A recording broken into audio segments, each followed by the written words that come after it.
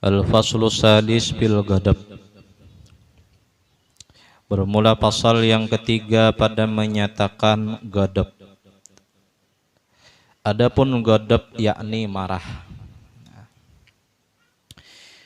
Maka marah itu dicela oleh syara karena sabda Nabi sallallahu alaihi wasallam, al-ghadabu yufsidul iman kama yufsidus sibru al-asala. Yang artinya bermula marah itu membinasakan akan iman, seperti membinasakan akan buah yang pahit akan air madu. Nah, jadi sifat marah, semua orang berisi sifat marah, tapi kita disuruh untuk mengendalikan marah. Apabila ada orang mencela kita dengan marahnya, mencela kita, menyambat kita dengan sesuatu yang bujur yang ada di diri kita, maka jangan marah. Maka ucaplah astagfirullah, karena memang hal yang kada baik itu ada di diri kita. Nah, itu jawabannya. Nah, kada yang bungul tambah bangsat lah. Nah, dan apabila ada orang yang mencela kita dengan marahnya,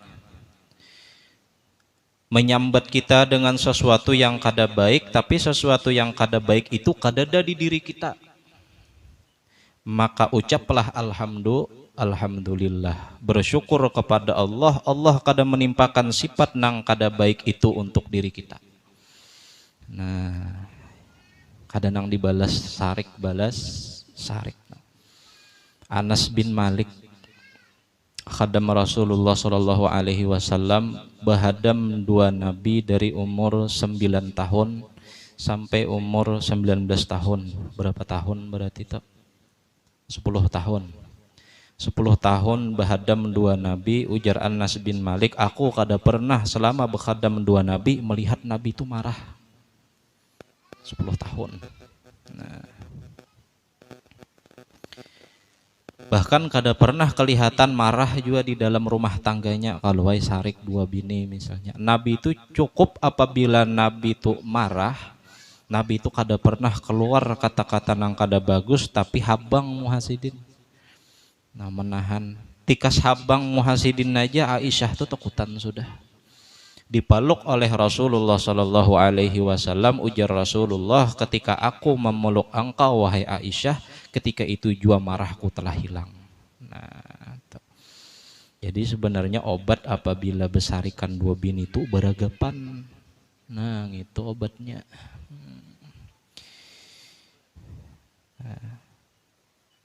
Merancak beragapan berarti rancak besarikan. Diragap.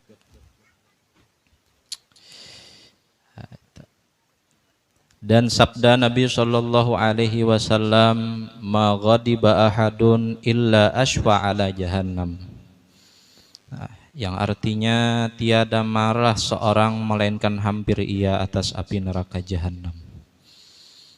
Nah, jadi marah itu ada yang dicela, ada yang marah itu dipuji.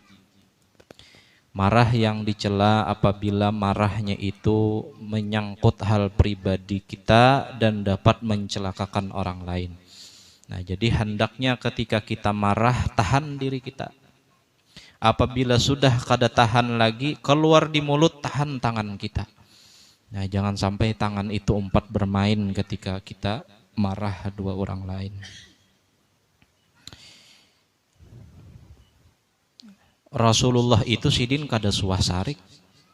Rasulullah itu kada pernah marah. Kecuali Rasulullah itu marah ketika agamanya dihina, ketika Allah Ta'ala dihina, ketika syariat dipermainkan, di situ Rasulullah marah. Rasulullah giginya patah, pelipisnya berdarah, nah di pipi ini berdarah, batisnya berdarahan, dilempari orang pakai batu ketika di Taif. Gugur Nabi di sebuah lubang, dilempari orang batu sampai patah gigi sidin. Datang malaikat penjaga gunung, ujar malaikat, wahai Rasulullah, izininah ulun Izini ulun mengangkat 2 buah gunung untuk menghancurkan orang ahli Taif. Malaikat nama ambilakan hati. Sarikah Rasulullah? Kada. Ujar Rasulullah, jangan wahai malaikat, karena aku berharap kenanya anak cucunya ada yang beriman. Nah ini orang nang marah 2 pribadi Rasulullah. Rasulullah kada membalas dan kada sarik. Tapi apabila agama sudah dihina, apabila syariat dilecehkan, Rasulullah marahnya berdahulu daripada orang lain. Nah, itu Nabi Muhammad. Kalau ada misalnya tuan guru atau ulama yang dilihat kayaknya marah aja ceramahnya, jangan kita sangka jahat, jangan kita sambat sidin provokator, atau kita sambat sidin misalnya radikal. Karena kita kada tahu lagi akar permasalahannya, hanya melihat di berita. Diberitakan narasinya macam-macam. Diberitakan nang kada-kada. Kita sebagai orang awam jangan umpat kritis pikiran 2 ulama. Jangan kritis pikiran kita. Pikiran kita husnuzan aja dengan mereka. Karena setiap apapun yang dilakukan oleh orang alim itu mereka punya nazrah. Mereka punya bisyarah. Bisyarah itu punya pemikiran macam ke depannya kayak apa. Nah, jadi kalau ada seorang guru mengambil sebuah keputusan, patutnya bagi seorang murid itu taslim. Taslim itu percaya menjalankan amanat guru itu. Karena apa? Guru itu ahli firasat. Guru itu paham bisyarah, tahu yang akan terjadi akan datang berakibat apa. Nah, melajari kita husnuzan dengan ulama. Di zaman sekarang kada, andai kata ada ulama yang keras dengan ceramahnya tidak sejalan misalnya dengan orang nang berkepentingan, radikal gelarannya. Nah jangan sampai kita umpat-umpatan gitu. Nah, apakan lagi misalnya orangnya alim, orangnya habaib, jangan wani-wani. Karena darah orang alim, habaib itu beracun. Dan dikhawatirkan kita ketika di akhirat kada dihirani oleh Rasulullah. Itu sakit banget kada dihirani Rasulullah tuh.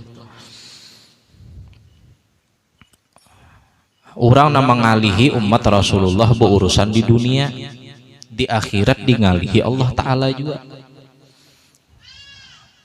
Itu hanya umat Rasulullah nang dingalihi. Kayak apa mun dingalihi ini anak cucu Rasulullah sallallahu alaihi wasallam. Nah, naudzubillah min dzalik.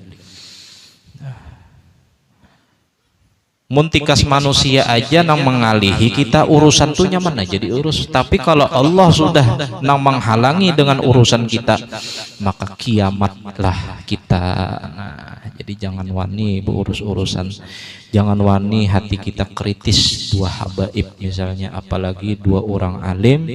Nang orang alim itu bisi bisyarah.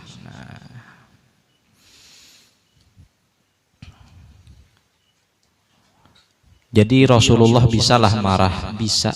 Bahkan Rasulullah itu bilanya beliau marah muhanya habang. Keluar memancar darah model habang kayak itu. Nah. Ada kita bilanya sarik muha biru. Nah, ada Rasulullah habang bungas Rasulullah. Artinya Rasulullah itu sariknya aja bungas. Nah, kayak ada kita nih belum lagi sarik dah kada bungas sudah. Nah, ada beberapa orang dari hujung negeri Arab, daerah Najd. Nah itu datang 2 Rasulullah, wahai Rasulullah, di daerah kami banyak yang masuk Islam, maha berkah 2 Rasulullah. Kirimikan kami, kirimakan kami nah 70 ikung orang pahafal Quran supaya mereka bisa melajarkan Quran di daerah kami. Rasulullah percaya ketika itu, lalu Rasulullah mengirim 70 orang penghafal Quran. Nah, sesudah dikirim, ternyata datanglah kabar Jibril membawa kabar 2 Rasulullah Shallallahu Alaihi Wasallam. Mereka ternyata kadang mengajarkan Quran, bebaya sampai mereka dianiaya dan dibunuh sampai mati. Nah, 70 ikung penghafal Quran. Rasulullah mendengar kabar itu dari Jibril, sarek benar Rasulullah. melaknat Rasulullah, disambat Rasulullah, Allahumma al'an Bani Zakwan, disambat Rasulullah. Ada Bani Ra'al ngarannya, ada Bani Zakwan, disambat Rasulullah ngaran-ngarannya. Nah, ini menunjukkan bahwa Rasulullah itu bisa marah. Tapi apabila marahnya Rasulullah itu marah ketika syariat itu diinjak-injak. Nah, itulah Rasulullah itu marah. Lalu Rasulullah dengan para sahabat mengutuslah 2 sahabat untuk melihat keadaan. Diutus 2 sahabat berkuda melihat keadaan bujurkah kadakah. Setelah sampai di tempat ternyata memang bujur, 70 ikung itu tabantai di tempat. Ketika hendak bulik 2 sahabat tadi, si ikungnya nang bulik, si ikungnya kada. Kenapa ikam kada bulik? Ujar sahabat nang si ikung. Ujarnya, aku hendak menjemput syahidku di sini. Dilawannya lah orang nang banyak tadi dengan seorang diri, meninggal inya juga di situ, syahidnya ketika itu. Bulik nang seikung tadi memberi kabar dengan Rasulullah Shallallahu Alaihi Wasallam. Dalam riwayat 1 bulan full Rasulullah Shallallahu Alaihi Wasallam membaca kunut, Allahumma al'an Bani Zakwan, Allahumma al'an si'a disambat Nabi Muhammad berataan ngaran-ngarannya. Ya Allah, laknatlah orang ini, laknatlah orang ini. Rasulullah sarik. Nah, lalu ditagur oleh Jibril. Sesudah ditagur oleh Jibril, wahai Rasulullah, amunnya pian sarik, siapa lagi nang macang hendak diumpati? Amunnya pian sarik, siapa lagi nang akan mengumpati pian sesudahnya? Karena nabi-nabi yang terdahulu itu sudah mereka menggunakan doa terakhir mereka minta azab dengan Allah Subhanahu wa taala untuk mengazab umat nang kada maasi. Amun Nabi Muhammad umpat nang itu juga sampai akhir zaman kena kadada nang umpat 2 Nabi Muhammad sallallahu alaihi wasallam. Nah, lalu doa itu disimpan. Jadi Nabi ini bisi simpanan doa yang Nabi titipkan kinanya gasan umat Nabi Muhammad Sallallahu Alaihi Wasallam. Makanya kita mau ada umat Nabi Muhammad, apalagi orang itu wali, apalagi orang itu alim, jangan wani kalau tak dapati kita doa simpanan Nabi Muhammad tadi.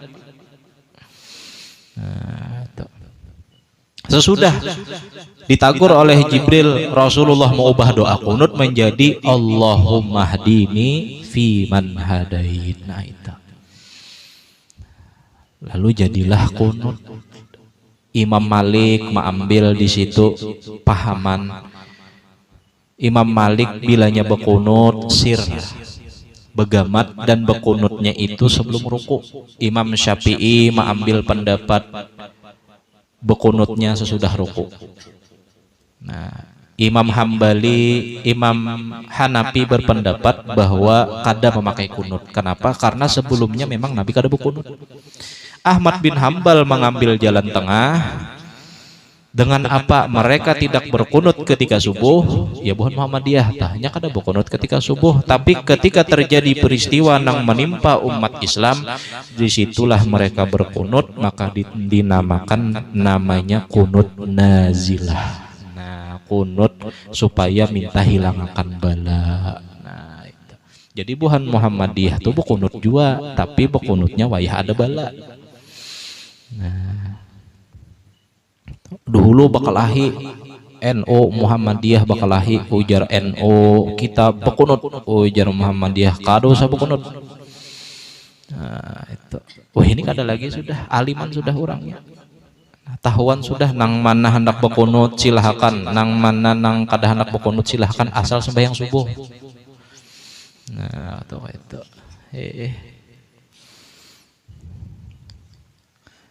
Nang salah tuh nang kada sembahyang.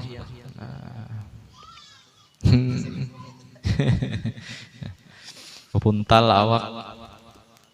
Nah, Rasulullah itu bisa sarik.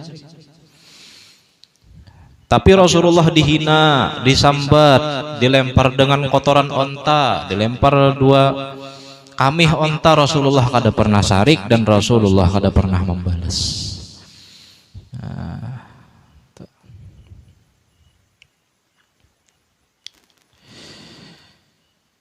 Nah, dan lagi sabda Nabi Shallallahu Alaihi Wasallam, Innal ghadaba minasyaitan, wa inna syaitana khuliqa minan nar, wa innama nutfi'un naru bil ma, fa idza ghadaba ahadukum falyatawadda. Nah, yang artinya bahwa marah itu datang daripada syaitan, dan bahwa syaitan itu dijadikan daripada api, dan hanya saja padam api itu dengan air. Maka apabila marah seorang daripada kamu, maka hendaklah engkau mengambil air wudhu. Nah, jadi kalau kita dihinggapi oleh marah tuh sifatnya api, maka hendaklah kita berwudu supaya dingin. Ada hadis lain yang memadahkan apabila berwudu kada mempan maka bawa berduduk. Apabila berwudu berduduk masih kada mempan, masih aja marah, maka bawa berabah. Nah, karena mustahil orang berabah tuh mau hamuk. Mun mau orang berabah tuh hamuk kada tuh kesurupan.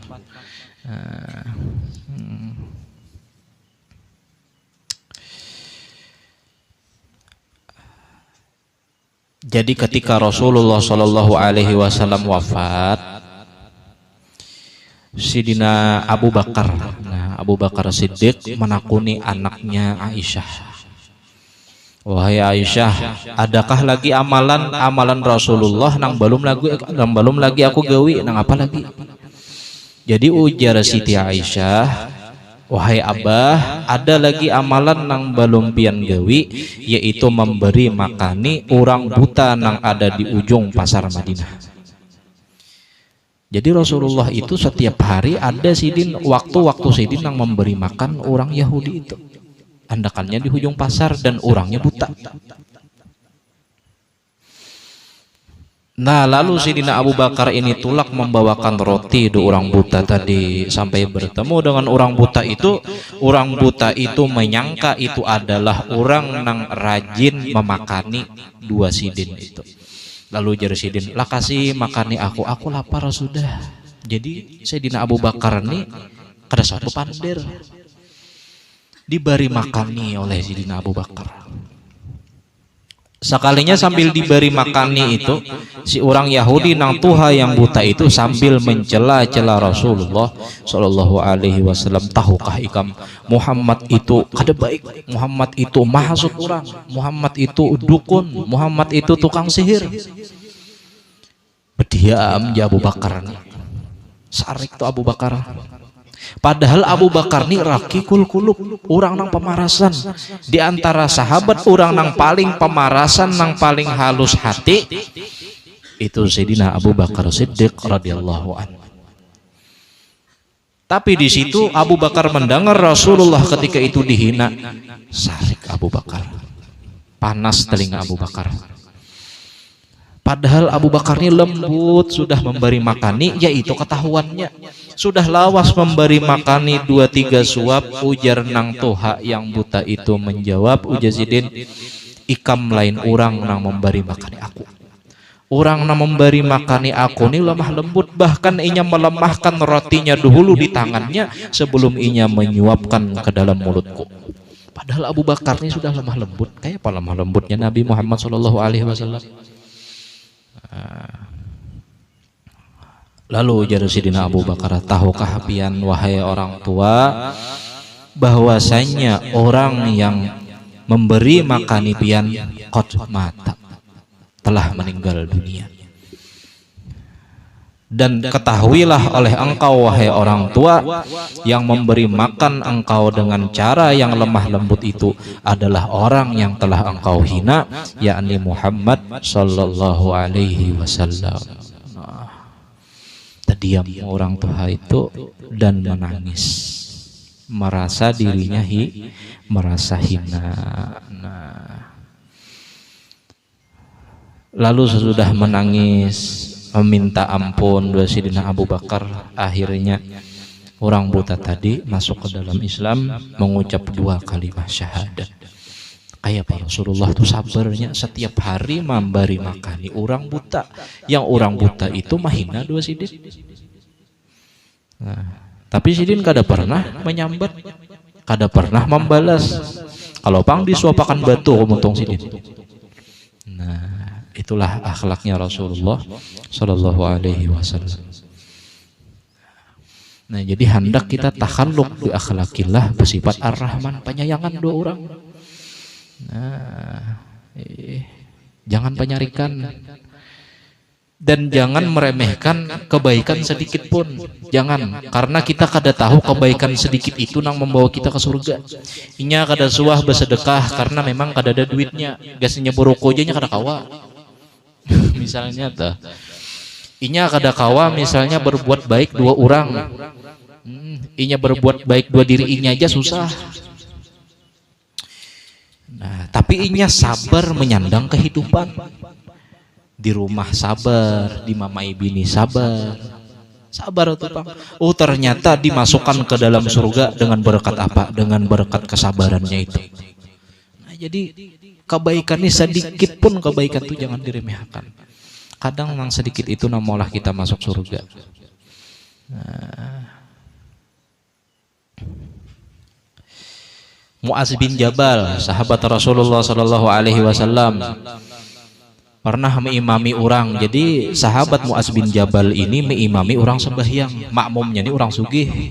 Makmumnya ini orang banyak diisian kambing. Makmumnya orang banyak diisian kurma. Lawas mengimami. Surahnya nang panjang mengimami. Sampai orang nang umpat Mu'az bin Jabal itu banyak nang muparakah. Banyak nang mau parakah itu niat sembahyang sorangan meneruskan sembahyang sorangan ampih berjamaah. Lalu Mu'az bin Jabal selesai sembahyangnya mitih makmum banyak kedadaan. Nang awalnya banyak sekalinya pas bebalik orangnya sedikit. Dengan percaya diri Mu'az bin Jabal berucap, mana orang munafik tadi? Melihat kalau ikam orang munafik kayak itu. Nah, jangan menyambat orang munafik sampai habar Mu'az bin Jabal menyambat orang munafik itu kata linga Rasulullah sallallahu alaihi wasallam. Sarik Rasulullah sarik. Ujar Rasulullah, apakah ikam menyambat orang munafik ya Mu'az? Nah, apakah ikam menuduh orang munafik ya Mu'az? Ikam memunafikakan orang kah wahai Mu'az? Rasulullah menyambat ketika itu bahwasanya engkau termasuk daripada orang yang munafirin. Nah, orang munafirin itu artinya seolah orang berlari daripada perkara yang baik, munafirin. Jadi jangan sampai kita ini jadi orang alim, memadahkan orang dengan agama, melajari orang dengan agama, tapi justru malah orang lari dengan agama, menjauhi dengan agama. Ayo aja gurunya umpati aku sembahyang sekalinya Yasin, larian orang di belakang. Nah, jadi guru itu kadang memilih situasi juga. Nah, ini dalil bahwa boleh sembahyang cepat. Nah, tapi jangan juga nang Bismillahirrahmanirrahim dalil. Allahu Akbar, Allahu Akbar, Allahu Akbar, Allahu Akbar aja gitu pulang. Nah, itu kada sembahyang, kada itu olahraga ngarannya. Setiap bulan puasa tuh timbul beritanya dong itu. Ada momen-momen tertentunya bila hendak hari raya timbul kata-kata yang indah tuh timbul. Apabila tangan sudah tidak bisa berjabat, apabila diri sudah tidak bisa bertemu, kaki tidak bisa melangkah aja, oh ajar menyenang itu jangan dibawa kemana-mana, bawa ke rumah sakit aja. Bilanya datang hari raya momennya macam-macam tuh timbulan video-video nang bagus, video orang ditampuh sapi, video orang ditampuh hadangan. Nah, jadi Rasulullah itu marah dengan orang nang melajari agama tapi malah orang lari daripada agama. Nah, jadi jangan sampai jadi orang yang langka itu. Akhirnya dengan dalil ini banyaklah orang-orang alim itu memaham bahwa hendaknya ketika kita ini berbuat kebaikan, berolah pengajian, cari waktu nang orang itu lapas dari gawian. Supaya orang nang bisi gawian, orang nang ahli dunia ini kawa juga inya mau nuntut dua orang ahli akhirat. Jangan sampai orang nang ahli akhirat ini tahu diri inya aja kada memperhatikan dua waktu orang. Nah, tuh kayak itu. Takutan kalau pengen disarikin Nabi, nyawa aja Nabi alim, tapi nyawa tahu di waktu. Nyawa melajari orang rahat orang begawi, di napa orang hendak empat belajar. Nah, tuh. Jangan sampai kita jadi orang nang munafirin, orang nang membuat orang lari daripada agama. Nah, walhasil kesimpulan nang kawa kita ambil bahwa marah itu boleh dan ada tempatnya. Ketika apa? Ketika syariat itu dilecehkan, bukan menyangkut masalah pribadi kita. Nah, apabila ada sesuatu yang menyangkut dengan masalah pribadi kita, apabila itu benar, maka ucaplah taubat kepada Allah Ta'ala dengan mengucap astagfirullahaladzim. Dan apabila yang dicelakan orang itu kada benar, maka ucaplah alhamdulillah, Allah Ta'ala melepaskan kita daripada sifat yang kada baik itu ada di diri kita.